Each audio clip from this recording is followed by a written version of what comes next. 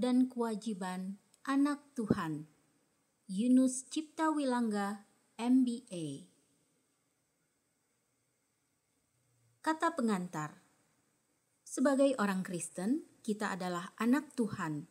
Namun, walaupun kita menyebut diri kita anak Tuhan dan menyebut Tuhan Bapa, seringkali kita hanya menganggap bahwa anak Tuhan dan Bapa adalah sekedar istilah, bukan sebagai status. Anggapan yang demikian itulah yang pada umumnya menjadi penyebab mengapa kita kurang menyadari bahwa kita memiliki status sebagai anak Tuhan. Kurangnya atau bahkan tidak adanya kesadaran akan status sebagai anak Tuhan dapat menyebabkan seseorang tidak sadar akan anugerah yang sedemikian besar yang ia miliki, sehingga menyebabkan ia dengan sangat mudah dan ringan melepaskan status tersebut. Demikian juga kurangnya kesadaran akan status bahwa dirinya adalah seorang yang berstatus sebagai anak Tuhan, menyebabkan ia tidak atau kurang memikirkan tentang apakah hak dan kewajibannya. Buku tipis ini akan menjelaskan mulai dari bagaimana kita memperoleh status sebagai anak Tuhan, kemudian dilanjutkan dengan hak-hak yang kita peroleh sebagai anak Tuhan, dan juga kewajiban-kewajiban yang harus kita lakukan sebagai anak Tuhan. Kita akan tercengang begitu kita tahu betapa luar biasa hak-hak yang Tuhan berikan kepada kita sebagai anak-anak-Nya. Oleh karena itu, mari kita pelajari bersama topik yang sangat penting ini, seraya mengucap syukur kepada Bapa di sorga karena kemurahan-Nya yang memberikan kita kesempatan untuk mengerti akan hal ini. 1 Korintus bab 2 ayat 10. Karena kepada kita, Allah telah menyatakannya oleh Roh. Sebab Roh menyelidiki segala sesuatu, bahkan hal-hal yang tersembunyi dalam diri Allah. Soli Deo Gloria, penulis. Hak dan kewajiban anak Tuhan. Menjadi anak Tuhan. Begitu kita menerima Yesus Kristus sebagai Tuhan dan Juru Selamat kita, maka kita akan diselamatkan seperti tercatat antara lain di Roma bab 10 ayat 9. Sebab jika kamu mengaku dengan mulutmu bahwa Yesus adalah Tuhan dan percaya dalam hatimu bahwa Allah telah membangkitkan Dia dari antara orang mati, maka kamu akan diselamatkan. Seperti yang tercatat di ayat ini, bahwa keyakinan tersebut harus keluar dari mulut kita, maka biasanya keyakinan kita atau bagaimana kita menerima Yesus Kristus sebagai Tuhan dan Juru Selamat kita itu kita ucapkan dalam bentuk doa, yaitu sebuah doa penerimaan atau pengakuan. Dan berikut adalah sebuah contoh doa bagaimana kita mengakui dan menerima Yesus Kristus sebagai Tuhan dan Juru Selamat kita. Tuhan Yesus, aku datang kepadamu. Aku mengaku bahwa aku adalah orang berdosa yang seharusnya dihukum. Tapi saat ini aku percaya bahwa Engkau telah mati untuk menyelamatkan orang berdosa. Masuklah ke dalam hatiku sebagai Tuhan dan Juru Selamatku secara pribadi. Ampunilah semua dosaku dan tuliskanlah namaku dalam kitab kehidupan, sehingga aku memperoleh hidup yang kekal. Aku percaya bahwa mulai saat ini, aku sudah mempunyai jaminan keselamatan di dalam kerajaan sorga. Di dalam nama Tuhan Yesus, aku berdoa dan bersyukur. Haleluya. Amin.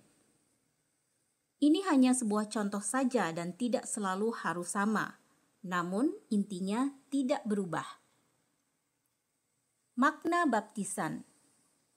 Dan kemudian dalam proses berikutnya sesuai dengan amanat agung yang tercatat di Matius bab 28 ayat 19-20.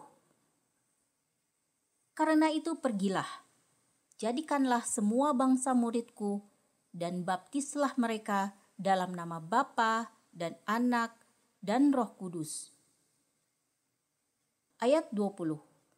Dan ajarlah mereka melakukan segala sesuatu yang telah kuperintahkan kepadamu. Dan ketahuilah, aku menyertai kamu senantiasa sampai kepada akhir zaman. Kemudian pengakuan kita dilanjutkan dengan pembaptisan, di mana dalam sakramen ini kita menyatakan iman kita sebagai pengikut Kristus, sebagai anak Tuhan di hadapan saksi berupa hamba Tuhan atau jemaat atau keduanya. Baptis selam dan baptis percik. Secara umum ada dua jenis baptisan, ada baptis percik dan baptis selam. Kata membaptis berarti membenamkan. Kata itu berasal dari kata Yunani baptizo dan berarti mencelupkan, merendam, mencuci. Bauer, AMDT, Gingrich, A Greek English Lexicon of the New Testament and Other Early Christian Literature, 1952, halaman 131. Penulis secara pribadi lebih meyakini bahwa baptis selam lebih tepat karena selain arti kata membaptis di atas, Tuhan Yesus juga dibaptis secara selam, seperti tercatat di Matius bab 3 ayat 16 yang mengatakan, sesudah dibaptis, Yesus segera keluar dari air dan pada waktu itu juga langit terbuka dan ia melihat Roh Allah seperti burung merpati turun ke atasnya. Kata keluar dari air artinya ketika dibaptis Tuhan Yesus berada di dalam air. Jika Tuhan Yesus dibaptis percik, maka ia berada di tempat yang kering yang tidak ada air. Begitu juga dengan sida-sida dari Ethiopia seperti yang kita baca dalam Kisah Para Rasul bab 8 ayat 36-38. Ayat 36. Mereka melanjutkan perjalanan mereka dan tiba di suatu tempat yang ada air. Lalu kata sida-sida itu, lihat, di situ ada air. Apakah halangannya jika aku dibaptis? Ayat 38. Lalu orang Ethiopia itu menyuruh menghentikan kereta itu dan keduanya turun ke dalam air. Baik Filipus maupun sida-sida itu, dan Filipus membaptis dia. Hal ini menunjukkan bahwa sida-sida ini pun dibaptis dengan cara selam. Karena jika dibaptis percik, maka tidak perlu mereka mencari tempat yang banyak air, karena mereka pasti membawa air untuk mereka minum dalam perjalanan mereka. Demikian juga Yohanes bab 3 ayat 23 menyatakan, bahwa tempat di mana Yohanes Pembaptis membaptis berada di tempat yang banyak airnya. Akan tetapi Yohanes pun membaptis juga di Ainon, dekat Salim. Sebab di situ banyak air dan orang-orang datang ke situ untuk dibaptis.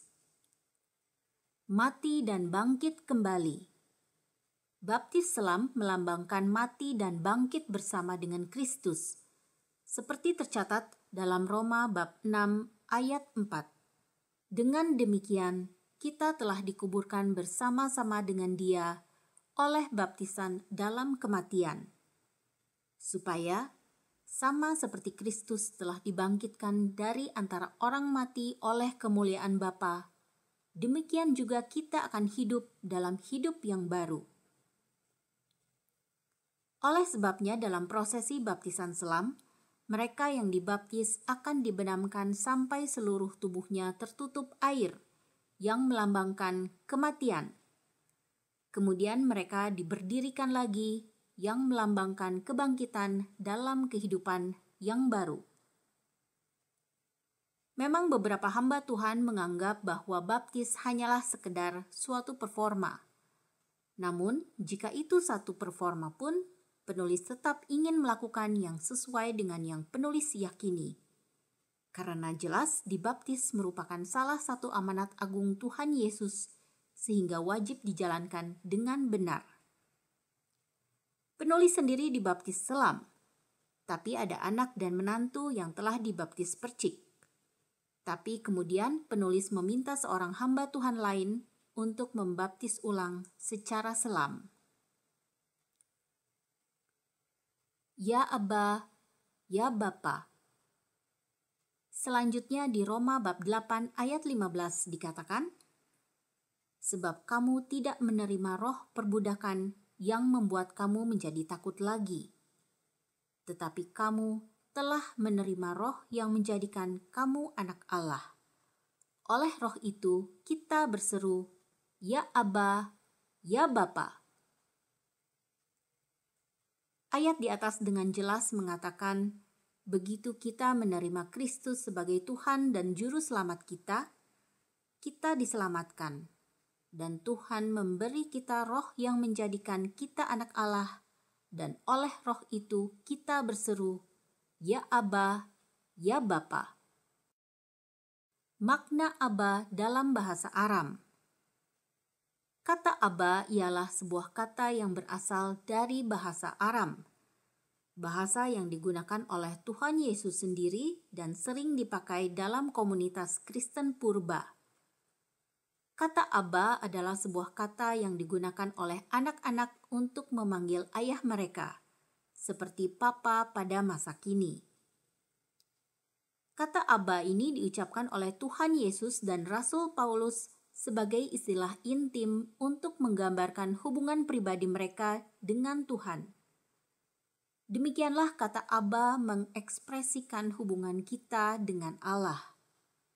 Sebagai orang Kristen, kita sering menyebut Bapa pada Allah hanya sebagai kata, karena tidak dibarengi dengan rasa hormat dan ketaatan terhadap Dia. Selain itu, kita sering meremehkan kata Bapa yang hanya sekali diucapkan oleh Tuhan Yesus. Dalam kitab Markus bab 14 ayat 36 dan 2 kali oleh Rasul Paulus. Dalam kitab Roma bab 8 ayat 15 dan Galatia bab 4 ayat 6 dalam Perjanjian Baru. Namun di dalam ucapan Tuhan Yesus, kita merasakan intensitas keintiman Tuhan Yesus yang menyebut Aba kepada Bapanya. Dengan status kita yang baru sebagai anak Tuhan, maka kita memperoleh hak-hak istimewa dan kewajiban yang menyertainya. Karena itu, kita perlu mempelajari hak dan kewajiban seorang anak Tuhan, dan kita akan mulai dari hak-haknya terlebih dahulu. Hak-hak anak Tuhan. Banyak orang Kristen yang acuh tak acuh terhadap kehidupan kekristenannya. Hal ini bisa disebabkan karena mereka tidak mengetahui hak-hak luar biasa yang telah diberikan Allah kepada mereka selaku anak-anaknya. Oleh karena itu, mari kita pelajari hak-hak utama yang kita peroleh sebagai anak Tuhan. 1. Menerima Roh Kudus. 2 Korintus bab 1 ayat 21. Sebab Dia yang telah meneguhkan kami bersama-sama dengan kamu di dalam Kristus adalah Allah yang telah mengurapi. Ayat 22. Memeteraikan tanda miliknya atas kita dan yang memberikan Roh Kudus di dalam hati kita sebagai jaminan dari semua yang telah disediakan untuk kita. Jadi, begitu kita menerima Yesus Kristus sebagai Tuhan dan Juru Selamat kita, pada saat itu juga kita menerima Roh Kudus di dalam hati kita yang akan memimpin hidup kita seperti yang dikatakan di Roma bab 8 ayat 14. Semua orang yang dipimpin Roh Allah adalah anak Allah. Jadi, semua anak Allah dipimpin Roh Allah. Dan di bawah ini akan disampaikan beberapa pimpinan dan pertolongan yang diberikan Roh Allah pada anak-anak Allah. Roma bab 8 ayat 26. Demikian juga Roh membantu kita dalam kelemahan kita, sebab kita tidak tahu bagaimana sebenarnya harus berdoa. tetapi Roh sendiri berdoa untuk kita kepada Allah dengan keluhan-keluhan yang tidak terucapkan. Ketika kita menerima Kristus sebagai Tuhan dan Juru Selamat, kita belum bisa berdoa. Tapi Roh Kudus akan membantu kita bagaimana seharusnya kita berdoa. Bahkan, Ia sendiri akan berdoa untuk kita kepada Allah. 1 Korintus bab 2 ayat 10. Karena kepada kita Allah telah menyatakannya oleh Roh. Sebab Roh menyelidiki segala sesuatu, bahkan hal-hal yang tersembunyi dalam diri Allah. Ketika kita menjadi anak Tuhan, Allah ingin kita mengenal diri-Nya. Oleh karena itu, Allah memberikan Roh Kudus yang akan menyatakan kepada kita, sehingga kita bisa mengenal Allah, bahkan sampai hal-hal yang tersembunyi tentang diri Allah. Kisah Para Rasul bab 1 ayat 8. Tetapi kamu akan menerima kuasa kalau Roh Kudus turun ke atas kamu, dan kamu akan menjadi saksiku di Yerusalem dan di seluruh Yudea dan Samaria dan sampai ke ujung bumi. Ayat di atas menjelaskan bahwa Roh Kudus akan memberikan kita kuasa. Kuasa apa? Pertama adalah kuasa untuk menolak dosa, sehingga tidak tepat pernyataan orang-orang yang berpendapat bahwa karena mereka baru bertobat atau lemah imannya, maka mereka tidak mempunyai kuasa untuk menolak dosa. Kepada jemaat di Roma, Rasul Paulus menjelaskan dalam Roma bab 6 bahwa begitu kita diselamatkan, manusia lama kita telah turut disalibkan, supaya tubuh dosa kita hilang kuasanya, dan kita dibangkitkan dengan tubuh yang baru untuk menghasilkan buah-buah roh yang membawa kita kepada hidup yang kudus. Selain itu, kita juga diberi kuasa untuk mengusir sakit penyakit, roh-roh jahat, bahkan mengusir setan dalam nama Tuhan Yesus. Demikian juga kita diberi kuasa untuk memohonkan berkat bagi keluarga kita maupun orang lain. 2 Timotius bab 1 ayat 7. Sebab Allah memberikan kepada kita bukan roh ketakutan, melainkan roh yang membangkitkan kekuatan, kasih, dan ketertiban. Jadi, Roh Kudus akan memberikan kita kekuatan, memampukan kita memiliki kasih, dan memampukan kita untuk hidup dengan tertib. Yohanes bab 14 ayat 26. Tetapi penghibur, yaitu Roh Kudus, yang akan diutus oleh Bapa dalam namaku, Dialah yang akan mengajarkan segala sesuatu kepadamu dan akan mengingatkan kamu akan semua yang telah kukatakan kepadamu. Salah satu gelar Roh Kudus adalah Paraklete. Kata Inggris ini dalam teologi Kristen ditransliterasikan dari kata benda Yunani parakletos, yang berarti pemberi semangat, penasihat, penolong, penghibur.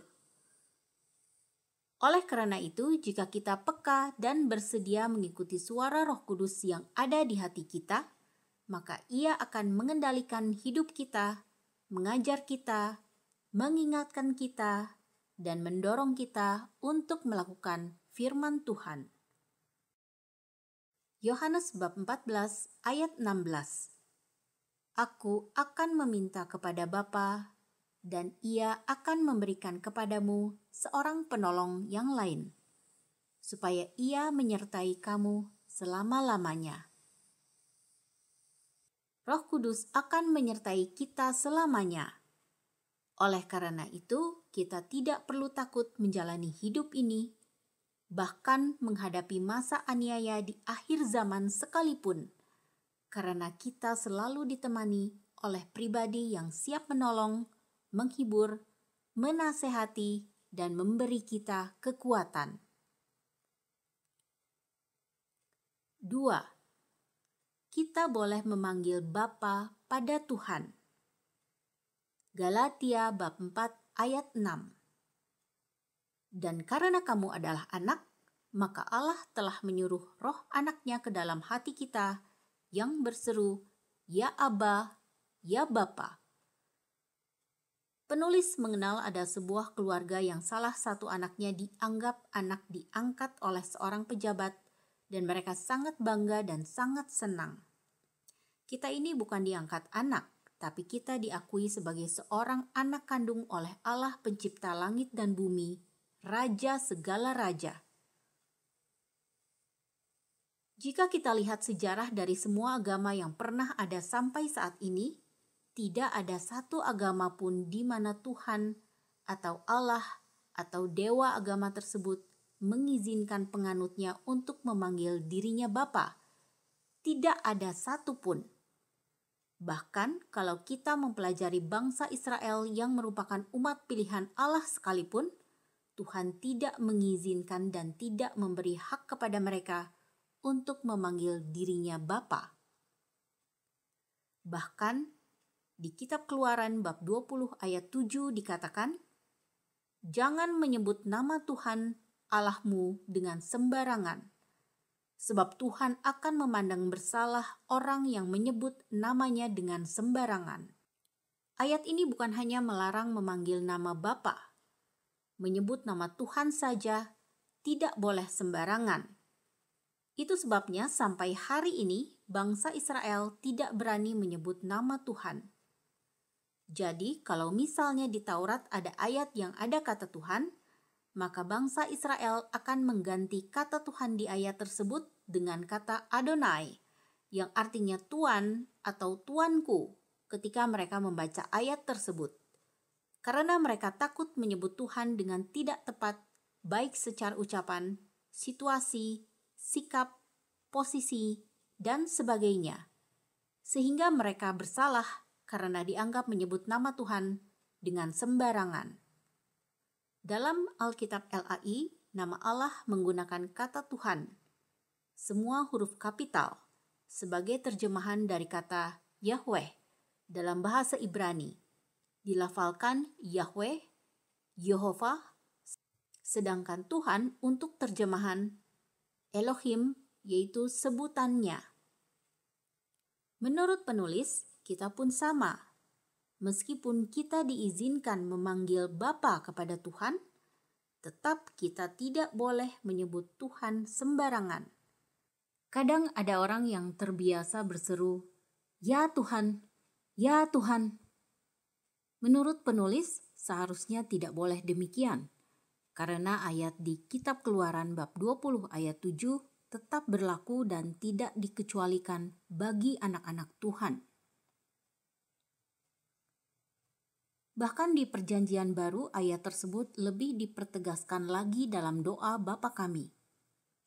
Di doa Bapa Kami, kitab Matius bab 6 ayat 9 pada awalnya dikatakan, Bapa kami yang di sorga, dikuduskanlah namamu.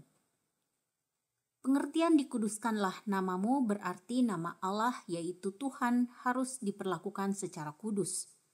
Nama Tuhan tidak boleh sembarangan disebutkan. Seolah-olah Tuhan itu kata yang sekadarnya sehingga terkesan seolah-olah murahan karena kita boleh menyebut dan perlakukan secara asal-asalan. Selanjutnya kitab Matius bab 12 ayat 36 mengatakan, Tetapi aku berkata kepadamu, setiap kata sia-sia yang diucapkan orang harus dipertanggungjawabkannya pada hari penghakiman.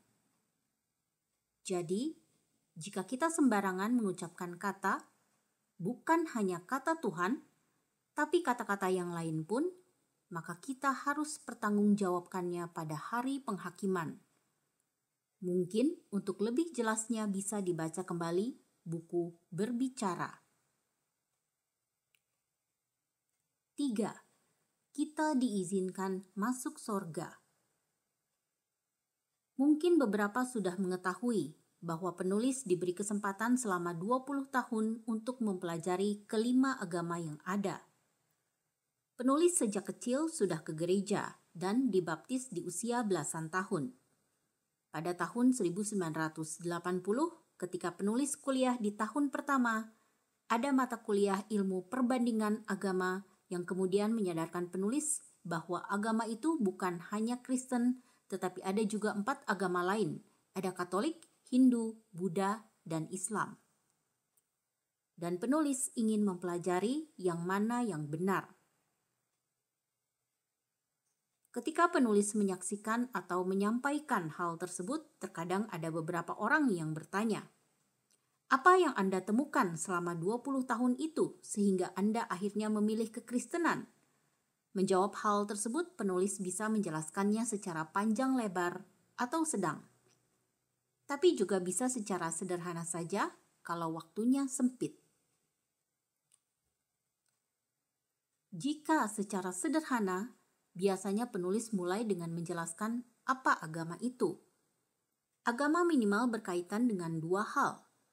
Yang pertama ialah bahwa agama adalah perihal hubungan manusia dengan Allah. Jika hubungan manusia dengan manusia, itu ilmu sosial, ilmu hukum, etika, dan lainnya.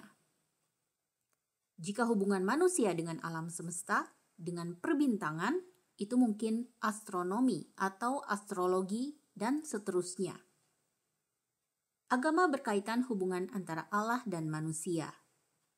Dan yang kedua ialah cara masuk ke surga. Karena kelima agama ini semuanya meyakini ada kehidupan setelah kematian. Dan di kehidupan setelah kematian ini, ada yang masuk surga dan ada yang masuk neraka, di mana tiap agama memiliki istilah dan cara tersendiri untuk masuk surga maupun neraka. Kemudian penulis mengajukan pertanyaan pada si penanya. Bapak pasti kan punya rumah. Apakah Bapak mengizinkan setiap orang siapa saja untuk masuk ke rumah Bapak dan tinggal di dalamnya? Jawabannya tentu tidak. Jadi, siapa yang diizinkan? Anak istri saya, keluarga saya, itu boleh. Sorga itu apa? Sorga adalah rumahnya Tuhan.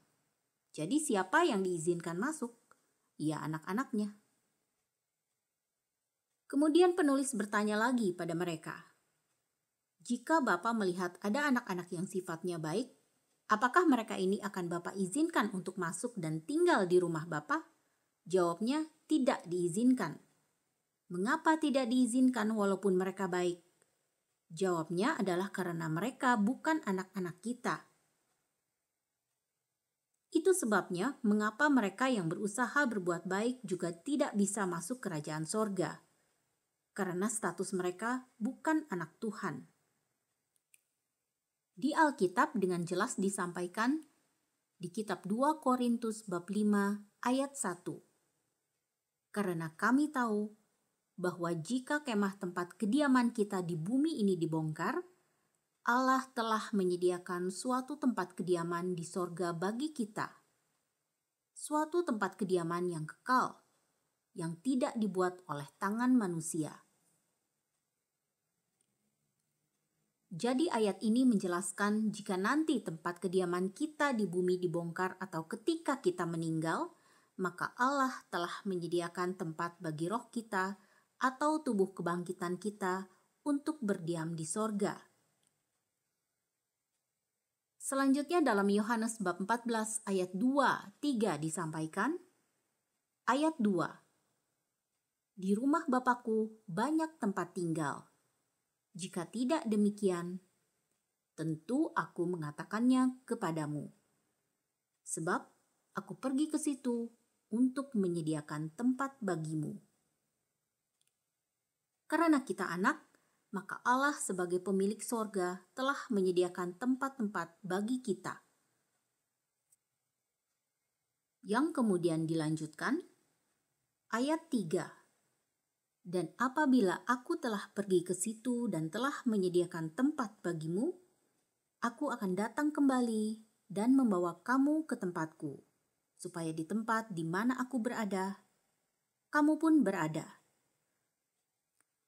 Ayat ini menjelaskan bahwa kelak Tuhan Yesus akan menjemput kita, baik melalui kedatangannya yang kedua kali atau ketika kita mati meninggalkan dunia ini. Itu sebabnya orang Kristen yang meninggal dunia dikatakan sebagai telah kembali ke rumah Bapa di sorga, karena kita meninggalkan dunia ini untuk pergi ke rumah yang telah disediakan Allah bagi kita di sorga. 4. Janji pemeliharaan Tuhan di dunia. Di kitab 1 Petrus bab 1 ayat 3-5 dijelaskan, ayat 3. Terpujilah Allah dan Bapa Tuhan kita Yesus Kristus, yang karena rahmat-Nya yang besar, telah melahirkan kita kembali oleh kebangkitan Yesus Kristus dari antara orang mati kepada suatu hidup yang penuh pengharapan. Ayat 4. Untuk menerima suatu bagian yang tidak dapat binasa, yang tidak dapat cemar, dan yang tidak dapat layu, yang tersimpan di sorga bagi kamu. Jadi ayat 3-4 menjelaskan mengenai proses kita diselamatkan melalui Yesus Kristus dan bahwa ketika kita meninggal nanti, maka bagi kita sudah disediakan tempat di sorga. Namun di ayat 5 dikatakan, yaitu kamu yang dipelihara dalam kekuatan Allah karena imanmu, sementara kamu menantikan keselamatan yang telah tersedia untuk dinyatakan pada zaman akhir. Ayat ini dimulai dengan yaitu kamu. Siapa yang dimaksud dengan kamu di sini? Kamu di ayat tersebut adalah mereka-mereka yang dijelaskan di ayat 3-4 sebelumnya, yaitu kita yang sudah menerima Kristus sebagai Tuhan dan Juru Selamat. Kita yang telah disediakan tempat di sorga. Walaupun kepada kita sudah disediakan tempat di sorga, namun saat ini kita masih berada di dunia, dan saat ini kita masih menantikan kehidupan di sorga itu yang baru bisa kita nikmati setelah kita meninggal dunia. Yang dijelaskan dengan frasa, kamu menantikan keselamatan. Namun demikian, sebagai anak-anak Tuhan, Ia akan memelihara kita di dunia ini dengan kekuatan-Nya. Untuk lebih jelasnya, silakan dibaca kembali buku Janji Pemeliharaan Tuhan.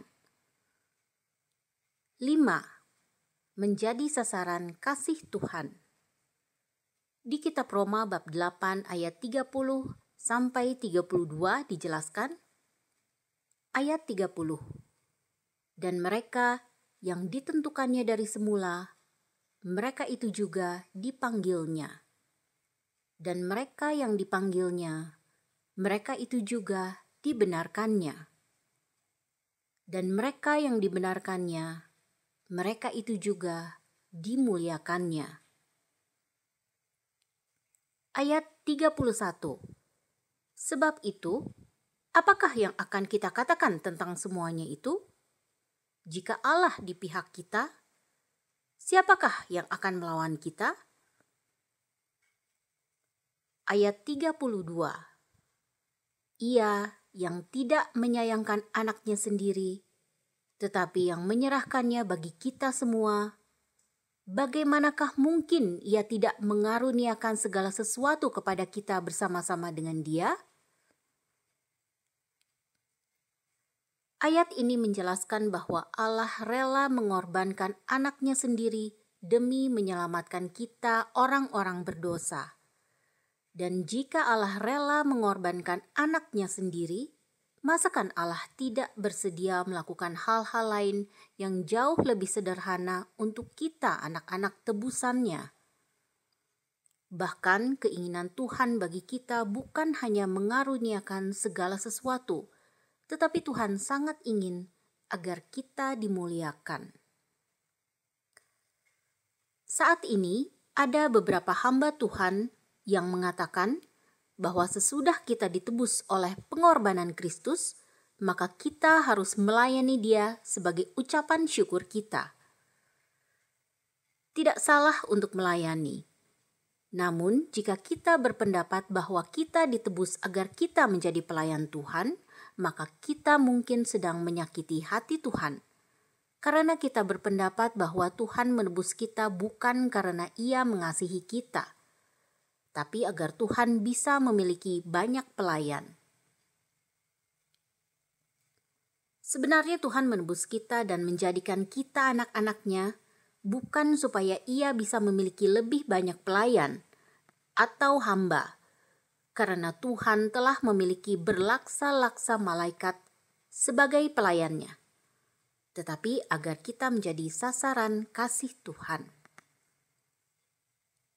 Penulis yakin kita sebagai orang tua juga ketika kita punya anak dan ketika pada akhirnya kita memperoleh anak, maka kita tidak memiliki rencana untuk membuat anak-anak kita menjadi pelayan atau hamba kita, tetapi supaya anak-anak kita dapat menjadi sasaran dari kasih kita.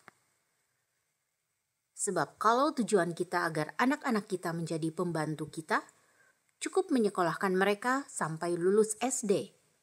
Tidak perlu kita menyekolahkan mereka sedemikian tinggi, bahkan memberikan fasilitas yang luar biasa dan segala macam kenyamanan. Untuk lebih jelasnya, silakan membaca kembali buku Menjadi Anak Tuhan atau Pelayan Tuhan. 6. Membantu kesulitan kita. Tuhan mengerti bahwa ketika kita menerima Kristus sebagai Tuhan dan Juru Selamat, kita ini masih hidup di dunia, tidak langsung ke sorga. Tuhan menjanjikan bahwa Ia akan memelihara kita, tapi Ia juga mengerti bahwa selama kita menjalani kehidupan di dunia ini, banyak persoalan dan kesulitan yang harus kita hadapi. Tapi Tuhan dengan jelas mengatakan dalam kitab Matius bab 11 ayat 28, "Marilah kepadaku semua yang letih lesu dan berbeban berat. Aku akan memberi kelegaan kepadamu." Tuhan sangat ingin membantu kita, karena itu dipakai kata marilah. Ia ingin kita segera menghampiri Tuhan begitu kita menghadapi kesulitan, karena Ia ingin segera membantu kita menyelesaikan segala masalah kita, sehingga kita terbebas dari masalah tersebut. Ketika membahas topik ini, seringkali ada beberapa yang merasa, "Mengapa Pak, saya kok sudah berdoa, sudah melakukan segala upaya, tapi rasanya saya tidak mendapatkan pertolongan?" Mungkin salah satu jawabannya berkaitan dengan ayat di kitab Markus bab 11 ayat 24. "Karena itu aku berkata kepadamu, apa saja yang kamu minta dan doakan, percayalah bahwa kamu telah menerimanya, maka hal itu akan diberikan kepadamu." Jadi, salah satu kunci agar doa kita dijawab ialah bahwa kita percaya bahwa kita telah menerimanya.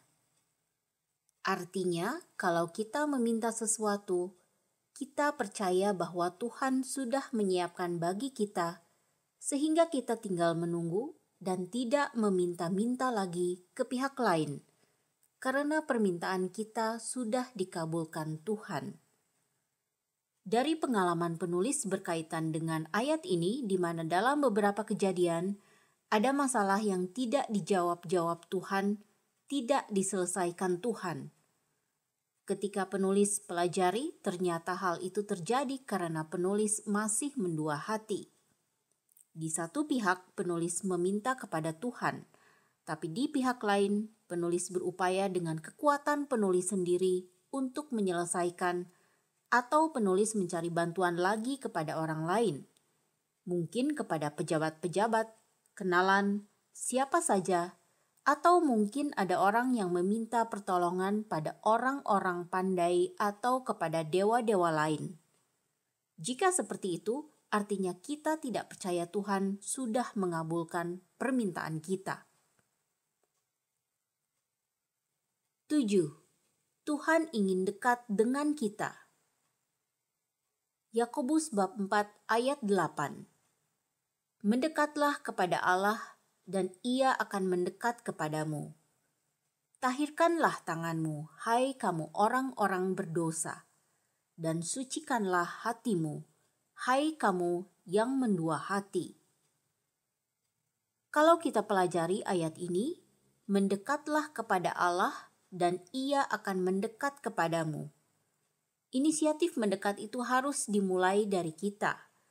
Kalau kita mendekat, maka Allah otomatis akan mendekat.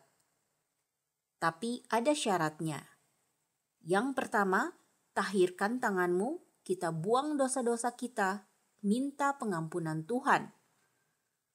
Karena itu mari kita awali doa-doa kita dengan meminta pengampunan dari Tuhan untuk segala dosa dan kesalahan kita, dibarengi dengan keinginan yang kuat untuk meninggalkan perbuatan-perbuatan dosa kita. Kemudian sucikan hatimu dan jangan mendua hati. Artinya kita harus benar-benar percaya sepenuhnya kepada Tuhan. Penulis memikirkan, mendekatlah kepada Allah dan Ia akan mendekat kepadamu. Itu seperti apa sih? Baru ketika liburan yang lalu penulis mendapat maknanya. Mungkin ini maksudnya. Saat itu kami naik kapal pesiar dan kami membeli paket internet yang disediakan kapal tersebut. Kapal ini berhenti di beberapa kota dan ketika berhenti, kita dapat turun untuk menikmati keindahan kota tersebut. Suatu kali ketika kami turun dari kapal, istri penulis mendapat beberapa WA yang harus dijawab. Dan komunikasi melalui WA berjalan dengan lancar. Sampai kemudian ternyata jawaban WA-nya tidak terkirim. Istri penulis bingung. Kenapa ini tidak terkirim? Padahal ada hal penting yang perlu disampaikan. Setelah berbicara dengan anak-anak kami, baru terpikir rupanya kami terlalu jauh dari kapal. Sinyal internetnya ada di kapal. Oleh karena itu, kami kembali mendekati kapal untuk mendapatkan sinyal. Ya, mungkin begitu. Kita harus mendekat kepada Allah sehingga kita bisa mendapat hubungan dengan Allah. Bagaimana cara mendekati Allah? Dengan saat teduh, yaitu waktu yang kita khususkan setiap hari untuk bertemu Tuhan yang terdiri dari pembacaan Alkitab, memuji Tuhan, dan berdoa. Ketika kita mendekat kepada Bapa, maka Ia akan memberkati dan membentuk kita sehingga kita menjadi anak-anak yang berkenan kepadanya. Mazmur bab 24 ayat 3. Siapakah yang boleh naik ke atas gunung Tuhan? Siapakah yang boleh berdiri di tempatnya yang kudus? Ayat 4. Orang yang bersih tangannya dan murni hatinya, yang tidak menyerahkan dirinya kepada penipuan, dan yang tidak bersumpah palsu. Ayat 5. Dialah yang akan menerima berkat dari Tuhan dan keadilan dari Allah yang menyelamatkan dia. Ayat 6. Itulah angkatan orang-orang yang menanyakan dia, yang mencari wajahmu, ya Allah Yakub. Itulah ketujuh hak seorang anak Tuhan dan sekarang kita beralih pada topik utama kedua, yaitu kewajiban anak Tuhan. Kewajiban anak Tuhan. Hak-hak seorang anak Tuhan adalah hal-hal yang sudah ditentukan untuk kita terima. Namun, kewajiban seorang anak Tuhan merupakan sesuatu yang harus dilaksanakan sebagai konsekuensi logis dari status kita sebagai seorang anak Tuhan. Ada dua kewajiban anak Tuhan. 1. Mempertahankan status sebagai anak. Ibrani bab 3 ayat 14. Karena kita telah beroleh bagian di dalam Kristus. Asal saja kita teguh berpegang sampai kepada akhirnya, pada keyakinan iman kita yang semula. Segala hak yang berkaitan khususnya dengan keselamatan, masuk kerajaan sorga, dan sebagainya, itu akan kita peroleh kalau status kita sebagai anak ini kita pertahankan sampai akhir hidup kita. Kalau status kita lepas, jelaslah kita bukan anak Tuhan. Kita tidak bisa masuk kerajaan sorga, tidak bisa masuk rumah Bapa. Hal itu juga yang disampaikan oleh Rasul Paulus dalam 2 Timotius bab 4 ayat 7. Aku telah mengakhiri pertandingan yang baik, aku telah mencapai garis akhir, dan aku telah memelihara iman. Ada satu frasa yang sangat penting. Aku telah memelihara iman. Jadi bukan hanya sekedar menyelesaikan pertandingan sampai garis akhir, tapi harus dibarengi bahwa sampai garis akhir pun kita tetap memelihara iman. Setidaknya ada dua hal yang menyebabkan seseorang kehilangan status sebagai anak. Yang pertama, dengan sadar melepaskannya. Matius bab 6 ayat 24. Yang pertama, dengan sadar melepaskannya. Matius bab 6 ayat 24. Tak seorang pun dapat mengabdi kepada dua tuan, karena jika demikian, ia akan membenci yang seorang dan mengasihi yang lain, atau ia akan setia kepada yang seorang dan tidak mengindahkan yang lain. Kamu tidak dapat mengabdi kepada Allah dan kepada Mamon. Kita sering membaca ada beberapa orang demi mendapatkan proyek, memperoleh jabatan, memperoleh fasilitas, menikahi seseorang, akhirnya melepaskan keyakinannya. Seperti dijelaskan di awal, mudahnya seseorang melepaskan statusnya sebagai anak antara lain disebabkan karena mereka tidak mengetahui dan mengerti betapa bernilainya hak-hak yang kita dapatkan sebagai anak Tuhan.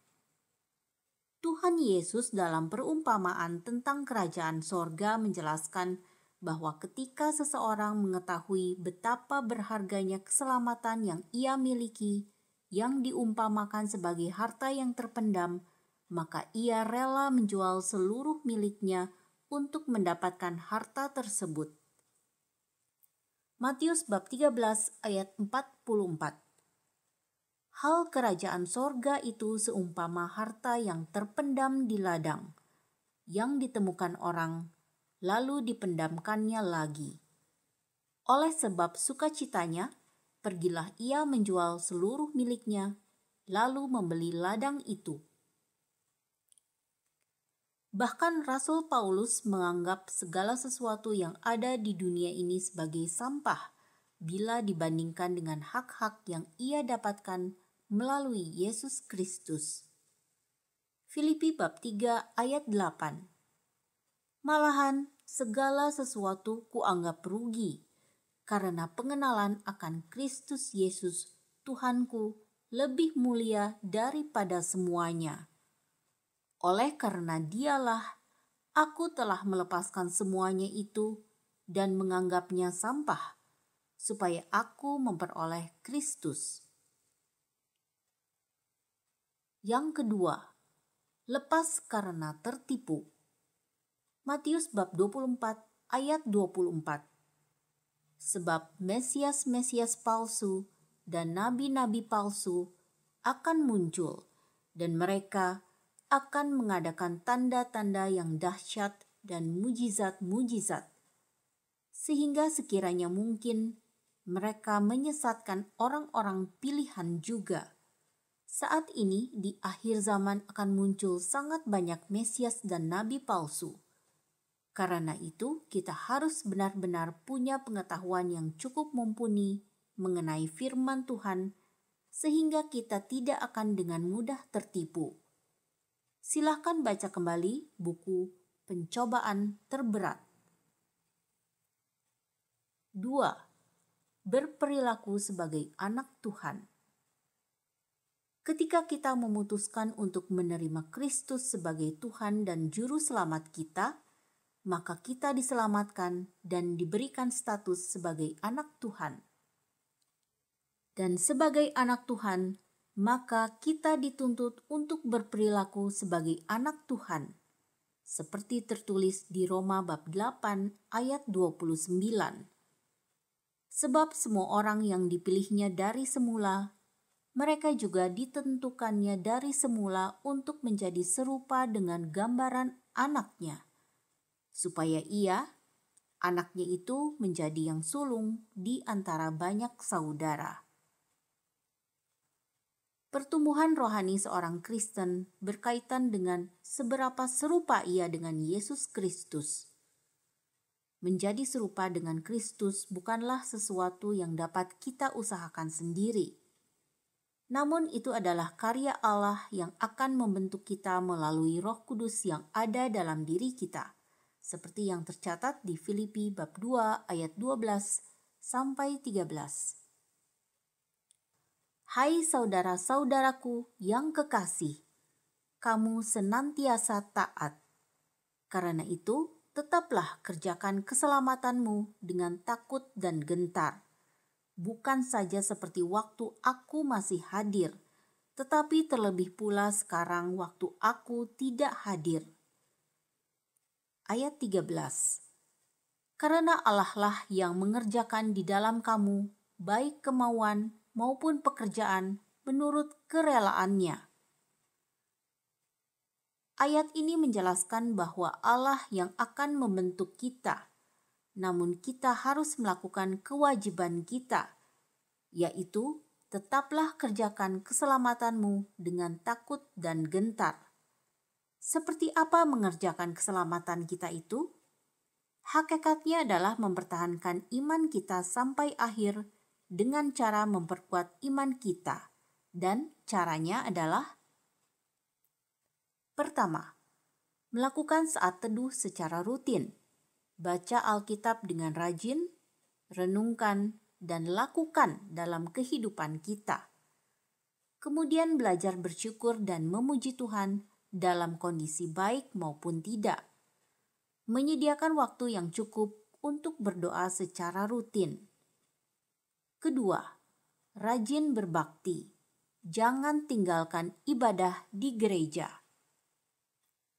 Ketiga, lakukan ibadah keluarga secara rutin di rumah.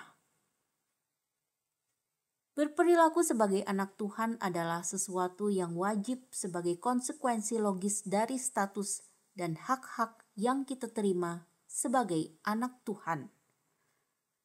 Kita sering membaca di mana ada masyarakat biasa yang menikah dengan anggota keluarga kerajaan, sehingga mereka akhirnya menjadi anggota kerajaan. Dan ketika mereka ada dalam ruang lingkup kerajaan, mereka sering mendapatkan teguran-teguran. Misalnya, ada anggota kerajaan yang dianggap berpakaian kurang sopan.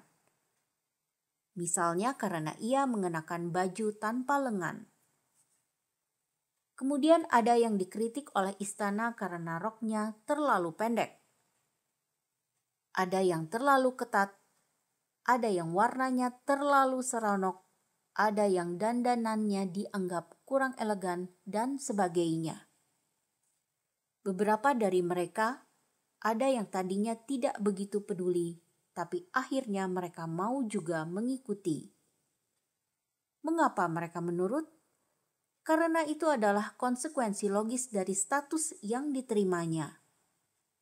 Jadi, kalau ia ingin menjadi anggota kerajaan, maka bukan hanya mereka akan mendapatkan hak, tapi ada kewajiban yang harus dilakukan.